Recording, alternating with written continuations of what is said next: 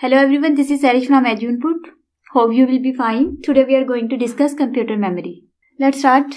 Computer memory क्या है? ये एक स्टोरेज डिवाइस है जो क्या होती है, फिजिकल होती है.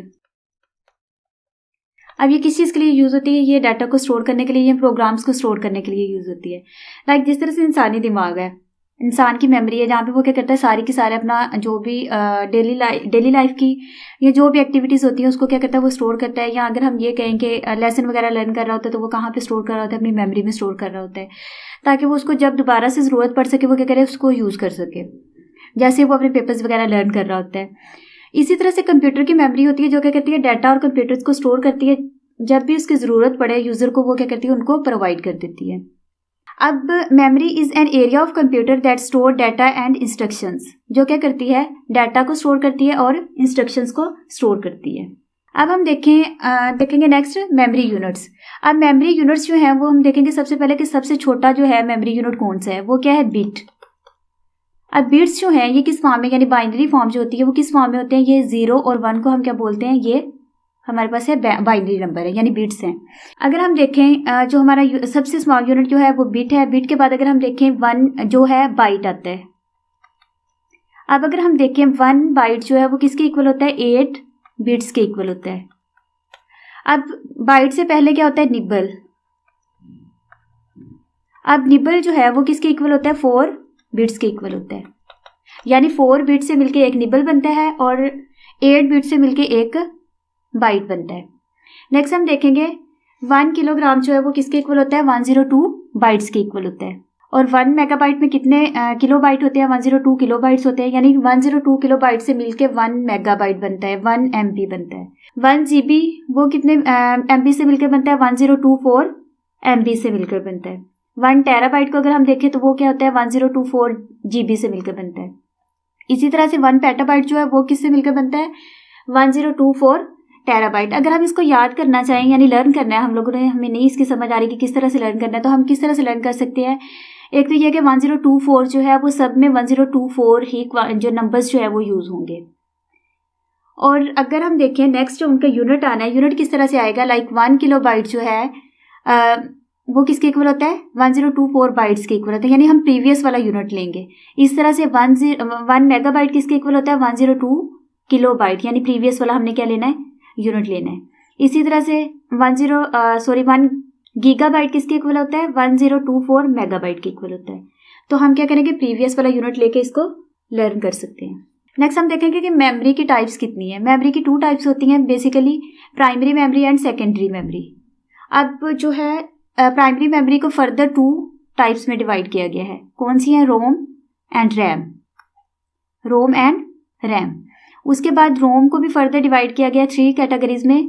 ई रोम, यहाँ पे ई रोम है, ई पी रोम है, सॉरी यहाँ पे पी रोम आएगा, ई पी रोम और ई पी रोम. ये क्या है, इसकी टाइप्स है. और रैम की डिवाइस टाइप्स कौन सी हैं, S RAM and D RAM. इसी तरह से हम देखें सेकेंडरी डिवाइस जो है, सेकेंडरी मेमोरी जो है उसकी क्या डिवाइस टाइप्स है, hard disk, DVD, flash drive, और इसके अलावा भी बहुत सारी मैग्नेटिक डिस्क है, जैसे एसडीडी है. तो ये सारी की सारी क्या है, सेकेंडरी मेमोरी की टाइप्स है. अब अगर हम बेसिकली देखें प्राइमरी मेमोरी और सेकेंडरी मेमोरी में डिफरेंस क्या है. प्राइमरी मेमोरी क्या होती है, वो टेम्परेरी होती है, जबकि सेकेंडरी मेमोरी क्या होती है, परमानेंट होती है. यानी इस पर डाटा जो स्टोर होता है वो परमानेंटली स्टोर होता है. अब हम यहाँ पे देखेंगे प्राइमरी मेमोरी. प्राइमरी मेमोरी में बस क्या है, इसमें डाटा जो है वो, इसको हम मेन मेमोरी भी कहते हैं. उसके बाद इसमें जो डाटा स्टोर होता है उसको जो प्रोसेसर है डायरेक्टली एक्सेस करता है. डायरेक्टली एक्सेस करता है कहाँ से, यानी जो भी प्रोसेसर वो डायरेक्टली, अगर डाटा एक्सेस करना है वो डायरेक्टली कहाँ पे क्या कर रहा होता है, कम्युनिकेट कर रहा होता है विद सीपीयू.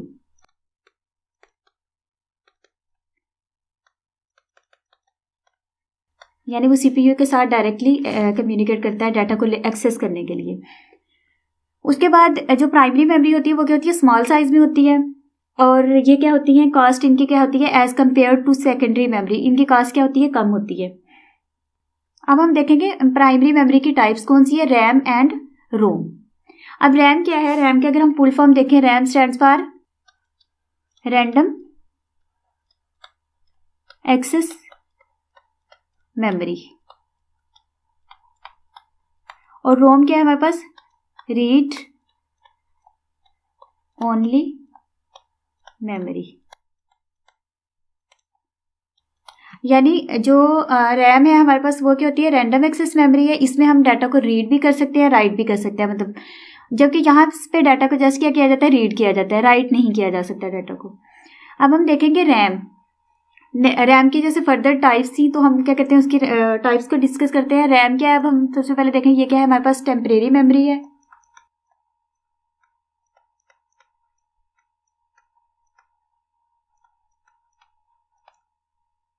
अब ये हमारे पास क्या होती है, वोलेटाइल होती है।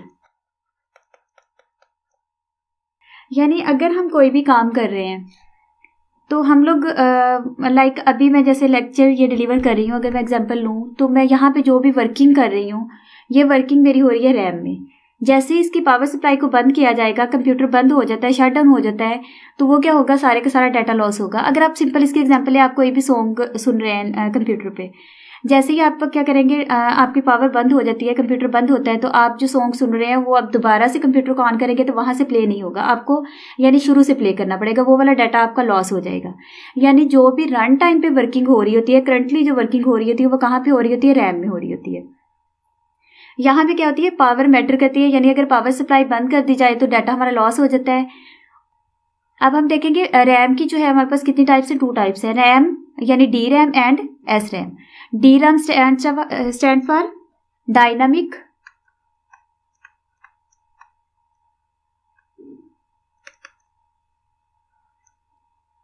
रैंडम एक्सेस मेमोरी,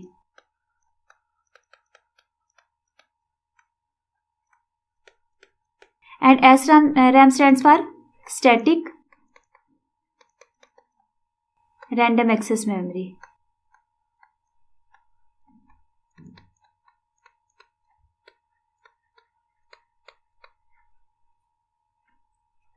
अब हम सिंपली क्या देखेंगे, एस रैम और डी रैम में क्या डिफरेंस है। सबसे पहले हम देखते हैं डी रैम में। अब जो डी रैम है हमारे पास, यहाँ पे क्या होता है, करंट जो होता है वो कंटिन्यूसली क्या करता है, कांस्टेंट फ्लो नहीं करता। लाइक इसमें ट्रांजिस्टर्स जो होते हैं, इसके साथ क्या होते हैं, कैपेसिटर्स लगे होते हैं।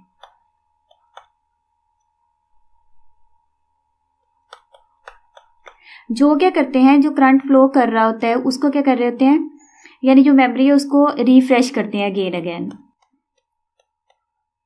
जिसकी वजह से जो पुराने वाला डाटा है वो क्या, यानी ओल्ड डाटा डिलीट हो जाता है और वो क्या करता है, न्यू डाटा को उस पर स्टोर कर देता है। तो यहाँ पे अगर हम कहें कि डाटा जो है वो अगेन एंड अगेन क्या किया जाता है, रिफ्रेश किया जाता है यहाँ पे।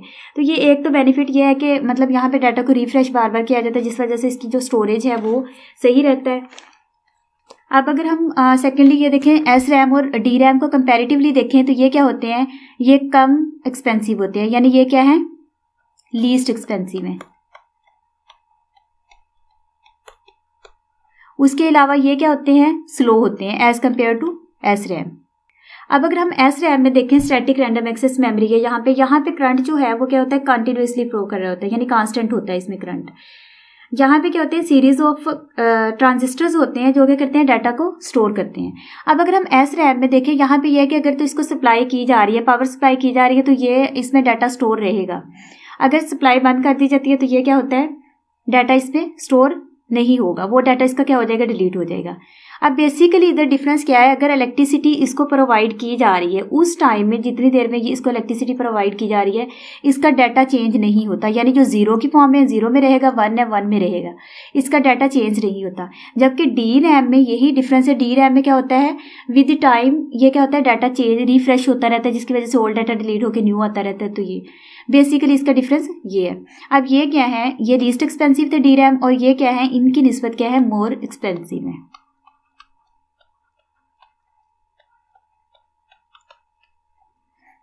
अब ये क्या है, फास्ट है, क्योंकि कांस्टेंट इसको जो है पावर सप्लाई मिल रही होती है, जिसकी वजह से ये क्या है, फास्टली वर्क कर रहे होते हैं। तो ये क्या है, फास्ट। नेक्स्ट हम देखेंगे ROM. ROM stand for read only memory. ये क्या है, रीड, यहाँ पे डाटा को जस्ट क्या किया जाता है, रीड किया जाता है। अगर हम डिफरेंस देखें, इसकी टाइप्स देखें, इसकी टाइप्स हैं हमारे पास P ROM, E P ROM and EEPROM। अब जो PROM फुल फॉर्म क्या है? प्रोग्रामेबल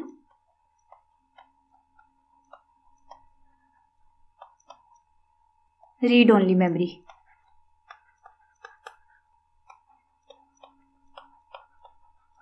अब EEPROM erasable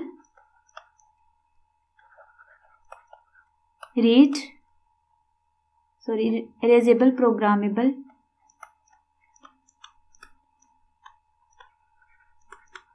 read only memory.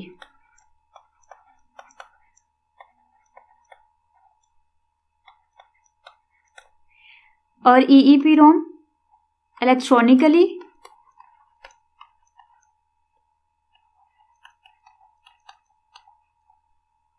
Programmable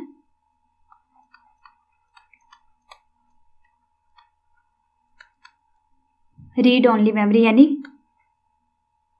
रोम। अब अगर हम देखें हमारे पास जो है प्रोग्रामेबल रीड ओनली मेमोरी है, ये क्या है? इनिशियली जो है ये क्या होती है? ब्लैंक होती है। और उसके बाद क्या होता है? इनिशियली ब्लैंक है तो यूज़र क्या करता है, इसमें जो भी डाटा राइट कर रहा है, जो भी डाटा को राइट करेगा वो क्या होगा, उसको बाद में डिलीट नहीं कर सकता, उसको मैन्युफैक्चर नहीं कर सकता। यानी मैन्युफैक्चरिंग के टाइम पे वो जो डाटा राइट कर रहा है या मैन्युफैक्चरर जो डाटा राइट कर रहा है वो क्या होता है, उसको चेंज नहीं किया जा सकता और क्या होता है, डिलीट नहीं किया जा सकता। अब डाटा इसमें क्या होता है, जस्ट एक दफ़ा लिखा जाता है, यानी वंस टाइम क्या होता है, डाटा लिखा जा सकता है और डाटा को डिलीट और रिमूव नहीं किया जा सकता। जो डाटा यूज़र क्या करेगा, इसमें राइट किया करेगा। अब इसमें क्या है कि जो भी डाटा वो राइट करेगा वो क्या करेगा, उसके लिए इलेक्ट्रॉनिक मशीन्स यूज़ करते हैं।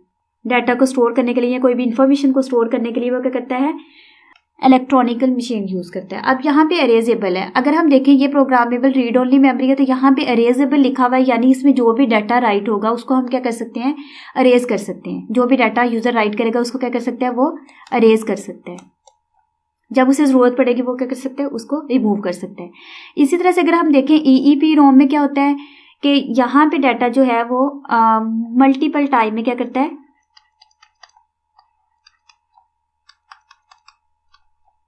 रीराइट कर सकता है, यानी चेंज कर सकता है और उसको क्या कर सकता है, मल्टीपल टाइम में डाटा को रिमूव वगैरह कर सकता है या दोबारा से राइट कर सकता है, या मतलब जो भी उसने चेंजिंग करनी है वो क्या कर सकता है, इसमें कर सकता है। अगर हम सिंपली देखें रैम और रोम में, हम अगर डिफरेंस देखें रैम और रोम में डिफरेंस क्या है, और रोम। अब ये हमारे पास क्या है, रैम क्या है, हमारे पास टेम्परेरी मेमोरी है और ये हमारे पास क्या है, परमानेंट मेमोरी है।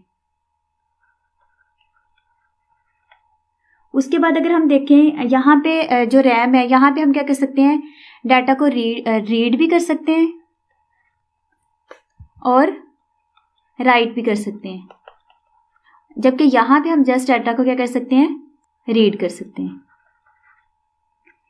थर्ड अगर हम इसमें देखें, इसमें क्या होता है कि जो भी इंस्ट्रक्शंस राइट की जाती हैं वो क्या होती हैं, at the time of execution होती हैं, जबकि यहाँ पे क्या होती हैं, at the time of manufacturer होती हैं। ठीक है, जब मैन्युफैक्चर किया जाता है उस टाइम पे क्या होता है, डाटा जहाँ इंस्ट्रक्शंस को क्या किया जाता है, राइट किया जाता है।